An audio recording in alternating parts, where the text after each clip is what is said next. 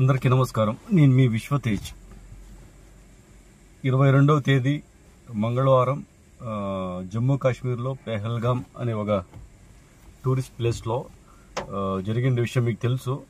28 మందిని ఎన్కౌంటర్, 25 మందిని చంపారు ఉగ్రవాదులు. అంత ఈజీగా ఎలా ఎంటర్ అయ్యారు అక్కడ అనేది పెద్ద క్వశ్చన్ మార్క్ అండి. ఎందుకంటే జమ్మూ కాశ్మీర్ అనేది పాకిస్తాన్కి చాలా దగ్గరగా ఉంటుంది కాబట్టి ఉగ్రవాదులు ఈజీగా వచ్చేకి ఛాన్స్ ఉంటుంది. ఇలాంటి సిచ్యువేషన్లో సెంట్రల్ గవర్నమెంట్ ఇంకా పగడ్బందీగా ఆర్మీ క్యాంప్ని అక్కడ అలర్ట్ చేసిండొచ్చు అనిపిస్తుంది నాకు. కొద్దిగా ఏమార్పాటు వల్ల ఇంత పెద్ద డ్యామేజ్ జరిగింది మన ఇండియాకి. 28 మంది ప్రాణాలు కోల్పోయారు. ఎప్పుడు ఆర్టికల్ 370 రద్దు అయిందో కొద్ది రోజులు అక్కడ నిరసనలు జరిగినాయి, అంతా ఓకే. తర్వాత అక్కడ ఇన్కమ్ క్రియేట్ అయ్యేకి స్టార్ట్ అయ్యింది. ఆర్టికల్ 370 ఎప్పుడు రద్దు అయిందో దాని తర్వాత అక్కడ కొన్ని మార్పులు జరిగినాయి అన్నమాట. అంతా ఆర్మీ కంట్రోలే ఉండాలి, ఏం ప్రాబ్లం లేదు అక్కడ అని వేరే స్టేట్ వాళ్ళకంతా అనిపించింది అనమాట. జమ్మూ కాశ్మీర్లో సిచ్యువేషన్ అంతా నార్మల్గానే ఉంది ఇప్పుడు, అంతా ఆర్మీ జనాలు. అందువల్ల టూరిస్టులు కానీ ఎక్కువ పోయే స్టార్ట్ చేసినారు జమ్మూ కాశ్మీర్కి, చుట్టుపక్కల ప్రాంతాలకి పోవడము రావడము. ఎందుకంటే కాన్ఫిడెన్స్ వచ్చింది కదా ఆర్టికల్ 370 రద్దు చేసినాక. మోదీ వేరే అంతా బాగా కరెక్ట్ కంట్రోల్ చేస్తాడు ఆయన అనేది జనాలకి నమ్మకం వేరే ఉండదు. అందువల్ల టూరిజం ఎక్కువైంది. దీనివల్ల లోకల్ కాశ్మీర్ వాళ్ళకి బెనిఫిట్ వచ్చిందనమాట. అంతకుముందు అయితే వాళ్ళకి చేసే పనులు లేవు, సంపాదన లేదు. సంపాదన లేకంటే అప్పుడే మీ ఉగ్రవాదులు ఈజీగా వాళ్ళని అక్కడ ఉండే లోకల్స్ కాశ్మీర్ యూత్ని ఎక్కువ ఆకర్షిస్తున్నారనమాట. ఆకర్షించేకి చాలా ఛాన్సులు ఉండే. ఎందుకంటే ఇన్కమ్ ఎప్పుడు లేకుండా ఉంటుందో యూత్కి వీళ్ళు డబ్బులు ఇచ్చేది, వాళ్ళ ఫ్యామిలీకి ఇంత ఇస్తామని చెప్పేది, వాడికి మంచి ఫుడ్ గిడ్డు అంతా చూసుకునేది. వాళ్ళు ఏమవుతారు, అట్రాక్ట్ అవుతారు అనమాట. ఇప్పుడేమైంది, ఆర్టికల్ 370 రద్దు అయినాక అక్కడ ఎప్పుడు టూరిజం ఎక్కువైందో వ్యాపారాలు ఎక్కువైనాయి. హోటల్స్, ఒక హోటల్కి 10 మంది పోయే జాగాలో 100 మంది పోతే వాడికి మంచి ఇన్కమే కదా. అప్పుడు యూత్ ఏం చేస్తారు, తప్పుదవ పట్టరు అనమాట. ఎందుకంటే ఇన్కమ్ ఉండాలి, వాళ్ళ ఫ్యామిలీ వాళ్ళు పోషించుకుంటారు కాబట్టి ఎవరేం డిమాండ్ చేసినా, ఎవరెంత డబ్బు ఇచ్చినా కానీ ఈ లైఫ్ బాగుంది అనే మైండ్ సెట్కి వచ్చేసినారు కాశ్మీర్లో.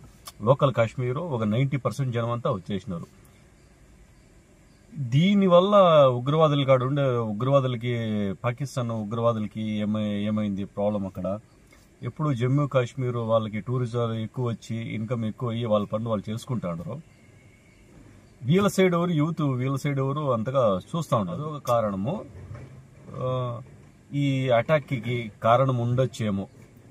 ఎందుకంటే ఇట్లా అటాక్ చేస్తే టూరిజం ఎవరు రారు, భయపడతారు, మళ్ళీ వాళ్ళకి పని పాటలు ఉండవు లోకల్ కాశ్మీర్కి.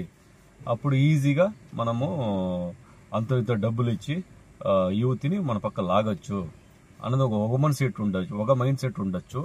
అది లేదు అంటే ఈ ఘటన జరిగేకి ఒక 2 days 3 days back Pakistan army chief ఒక ప్రసంగం ఇచ్చాడు అనమాట. దాంట్లో తను ఏం ప్రసంగించినాడు అంటే, fathers, they thought that we are different from the Hindus in every possible aspect of life. Our religion is different, our customs are different, our traditions are different, our thoughts are different, our ambitions are different. That was the foundation of the two-nation theory that was laid there, that we are two nations, we are not one nation. So because of that, రెచ్చగొట్టేలాగా యూత్ని హిందువులు వేరే, Muslims వేరే, మనకి హిందువులు శత్రువులు అనే అర్థం వచ్చేలాగా రెచ్చగొట్టాడనమాట. దానికి ఏమన్నా రెచ్చిపోయి వీళ్ళు పాకిస్తాన్కి వచ్చినారని ఇన్ఫర్మేషన్ అయితే ఉండాలి, 4గురిలో 2. దానికి ఏమన్నా వీళ్ళు దానికి రెచ్చిపోయి ఏమన్నా ఇట్లా అటాక్ జరిగిందా, లేదు ఇట్లా కాశ్మీర్ లోకల్ సపోర్ట్ మనకు తగ్గుతా ఉంది, ఎందుకంటే వాళ్ళకి ఇన్కమ్ బాగుంది కాబట్టి టూరిజం అంతా వస్తుంటారు, వాళ్ళ జీవితాలు ఉండారు అని చెప్పి పాకిస్తాన్లో కొంతమంది మన దేశపు చెడ్డ కొరుకునే వాళ్ళకి అది నచ్చదన్నమాట. ఎంతసేపు కాశ్మీర్ లోకల్స్నే మన పైన రెచ్చగొట్టి వదులుతున్నారు. ఇప్పుడంతా ఫుల్ మారింది. మొన్న మీ న్యూస్లో చూసింటారు, లోకల్ కాశ్మీర్ వాళ్ళే నిరసనలు తెలుపుతా ఉండరు. ఇది చాలా దారుణం, ఇట్లా జరిగింది, వాళ్ళు చేసే దాని వల్ల మాకు ఉపాధి లేకుండా పోతా ఉంది అని చెప్పి వాళ్ళే నిరసనలు తెలుపుతా ఉండరు. ఇదొక మంచి పరిణామం ఇది. బట్ ఇలా జరగకుండా ఉండాల్సిందయ్యా. నేను ఎక్స్పెక్ట్ చేయలేదు. లోకల్లో కాశ్మీర్స్ 90% ఇట్లా మనకి ఇండియన్స్ కంటే ఈ గవర్నమెంట్కి సపోర్ట్ ఇస్తారు. దీన్ని బట్టి ఏమి అంటే ఇంటెలిజెన్స్ ఫెయిల్యూర్ అది దీనిలో కనపడుతూ ఉంది. కొంతమంది వాదన ఏమి అంటే ఇలాంటివి చాలా ఆపారు ఇంటెలిజెన్స్ ఆఫీసర్స్, ఇది ఒకటి మిస్ అయింది అని. ఎప్పుడే కానీ ఇంటెలిజెన్స్ 100% రిజల్ట్ ఇస్తేనే మనము ఇంత ఖర్చు పెట్టేదానికి మనము యూజ్ అవుతుంది. ఒకటి మిస్ అయినా కానీ చూసారా ఎంత దారుణం జరిగిందో. ఒకటి మిస్ అయింది అని చెప్పే మాటే ఉండకూడదు. రిజల్ట్ ఎప్పుడే కానీ 100% ఉండాల. అదొకటి. వాళ్ళకి ఒక లోకల్ కాశ్మీర్లో ఒక 90% ఇప్పుడంతా మారిపోయినారు. వాళ్ళు బతుకుంటే చాలు, మాకు ఈ లైఫే బాగుంది, టూరిజం వల్ల వస్తుండరు పోతాండరు, సంపాదన బాగుంది, మా సంసారాలు మేము చూసుకుంటామని 90% కాశ్మీర్లంతా మారిపోయినారు, మంచోళ్ళే. ఇంకా 10% ఉంటారు కదా, వీళ్ళు చాలా డేంజరు. సెంట్రల్ గవర్నమెంట్ ఎప్పుడు ఏమి పాకిస్తాన్ వాళ్ళని చంపుతామనేది వాళ్ళ మీద ఫైట్ చేసే అది చేయాల కంపల్సరీ, అది ఓకే. దానికన్నా ముందు ఇంటి దొంగల్ని పట్టాల. ఇంటి దొంగలు ఎవరికి వీళ్ళు సపోర్ట్ చేసినారు లోకల్ కాశ్మీర్లో? వాళ్ళకి ఎవరు షటర్ ఇచ్చినారు? వాళ్ళకి ఎవరు ఇక్కడే దాడి చేయాలని వాళ్ళకి ఎవరు చెప్పినారు? వాళ్ళకి వెపన్స్ ఎవరు సమకూర్చినారు? వాళ్ళంతా వేరు సమేతం తీయాలా అంటే వాళ్ళు భయపడాలి. ఇంకోసారి మరి వాడిని చంపితే మాత్రం సరిపోదు, వాడి ఫ్యామిలీనే ఉడిసి చేయాలా, అప్పుడు భయపడతాడు. నేనేమన్నా తప్పు చేసి నేను చేసే తప్పు వల్ల నా ఫ్యామిలీ వెళ్ళిపోతుంది, వాడికి ఎవరో సాయం చేసినాడో ములాజ్ లేకుండా ఎన్కౌంటర్ చేసేయాలి అంతే. అప్పుడు కానీ భయం పుట్టదనమాట ఉగ్రవాదులు. ఎంతసేపు అటాక్ చేసిన వాళ్ళు చంపేస్తామంటే ఈజీ చచ్చిపోవాలి, అన్ని తెగిచ్చే వాళ్ళు వచ్చేది. వాళ్ళని చంపితే వాళ్ళకేమవుతుంది? బతుకుండగానే నరకం చూపించాల. ఇప్పుడు మన వీళ్ళ ఫ్యామిలీస్ ఎట్లా కదా అయిండేది, హిందూసా అని అడగడము, చంపడము, ఫ్యామిలీ ముందర వైఫ్ పిల్లల ముందర హస్బెండ్ చంపితే వాళ్ళకి లైఫ్ లాంగ్ నరకమే. ఇంకది వాళ్ళు బతికినా చచ్చినట్టే. వీళ్ళు ఆర్మీ, మన ఆర్మీ కానీ వాళ్ళకి అట్లే చేయాల, ఉగ్రవాదులు కానీ అట్లే చేయాల. కాళ్ళు చేయి తీసేసేయాల, నాలుగు తీసేసేయాల, పంపించేయాల, రోడ్డు మీద వదిలేసేయాల, లేకుంటే చచ్చినంతవరకు జైల్లో పెట్టాలా. అది ఎట్లా జైల్లో పెట్టాలా? ఈ కసబుని పెట్టి కదా చికెన్ బిర్యానీ తినిపించి ఆ ట్రీట్మెంట్ ఉండకూడదు. అండమాన్ నికోబార్ లాంటి జైల్లో సృష్టించాల. మళ్ళా ఎవరికి? ఇట్లా ఉగ్రవాదులకి. దాంట్లో వేసేయాల. మనకి అన్నం 3 పూటలు అన్నం పెట్టాలి, నీళ్ళు వల్ల అన్నము పెట్టాలా, నీళ్లు ఇవ్వాలా, చనిపోకుండా చూసుకోవాలి వాడిని. బట్ వాడు బతుకుండే అన్ని రోజులు ఎప్పుడెప్పుడు సత్సనా అనే కోరుకోవాలి వాడు. అది అట్లా చేస్తే మాత్రమే వీళ్ళు మారేది. అట్లా చాలా పెద్ద డ్యామేజ్ అంటూ జరిగింది. ఇప్పుడు ఉండే ప్రజెంట్ ఈ వీడియో చేస్తుంటే ప్రజెంట్ సిచ్యువేషన్లో అయితే మోదీ గారి గవర్నమెంట్ చాలా చాలా నిర్బంధించింది. పాకిస్తాన్లో ఎవరు రాకూడదు, ఇండియాలో ఎవరో పాకిస్తాన్లో వాళ్ళంతా వెళ్ళిపోండి, పాకిస్తాన్లో ఇండియన్స్ ఎవరెవరు ఉంటే వాళ్ళంతా వచ్చేసేయండి.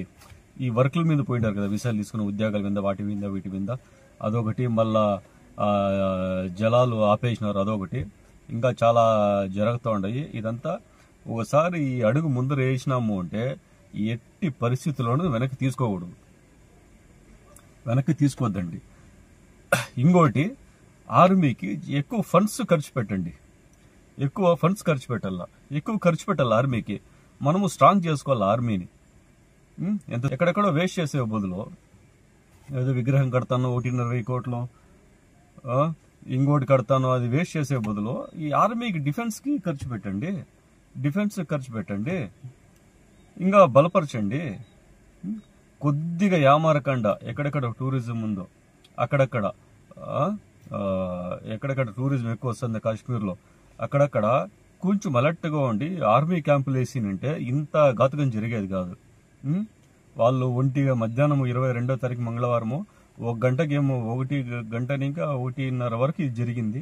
20 minutes వాళ్ళు అటాక్ చేసి అక్కడే ఉన్నారు అంటే ఇంకా ఏం చెప్పాలా? ఏమన్నంటే మన డిఫెన్స్ మనమే తిట్టుకున్నట్టు అయిపోతుంది. అంత అలర్ట్ లేకంటే ఎట్లా? అట్లీస్ట్ అది ఏమి సెంటర్లో ఉండే స్టేట్ కాదు కదా భారతదేశానికి, చాలా స్టేట్లు దాటుకొని రావాలప్ప అనేకి. పక్కలోనే ఉంటారు తాలిబాన్స్, ఈజీ టార్గెట్ వాళ్ళకి. కళ్ళు మూసి తెరిసే లోపల వచ్చేస్తారు లోపలికి. ఇట్లాంటి సెన్సిటివ్ జాగాలలో ఆర్మీ క్యాంపుని పెట్టింటే ఇంత అనాహుతం జరిగేది కాదు కదా. ఎందుకు ఏమన్నారో, అది ఎక్కడ వీళ్ళు మిస్టేక్ చేసినారో తెలియదు, కానీ చాలా పెద్ద డ్యామేజ్ జరిగింది. సరే అయింది కదా అని చెప్పి ఎత్తిపొడుస్తుంది వద్దు గవర్నమెంట్ని. దెబ్బ పడిపోయింది, బాధ అవుతుంది. రిటర్న్ ఇవ్వాల, గట్టిగా ఇవ్వాల మాత్రము. లేదు అంటే మోదీ గవర్నమెంట్ మీద ఇంకా నమ్మకం ఉండదు. ఇంకా ఏ గవర్నమెంట్ వచ్చినా ఇదేరా అనిపించేస్తుంది. ఏదో 2 రోజులు దాడి చేసి వదిలేదు కాదు, 24/7 365 రోజులు వాళ్ళు తలుచుకోవాలా చాలా పెద్ద తప్పు చేశాము అని. వెతికి అందరినీ ఊడిసి చేయాల. ఫస్ట్ ఇంటి దొంగల్ని పట్టండి. ఇంటి దొంగల్ని పడితే సగానికి సగము ప్రాబ్లం సాల్వ్ అవుతుంది ఈ ఉగ్రవాదులు. ఇంకేమన్నా అప్డేట్స్ ఉంటే నెక్స్ట్ వీడియోలో మాడుకుందాము. సద్యానికి ఇంత మాత్రం జరుగుతుంది.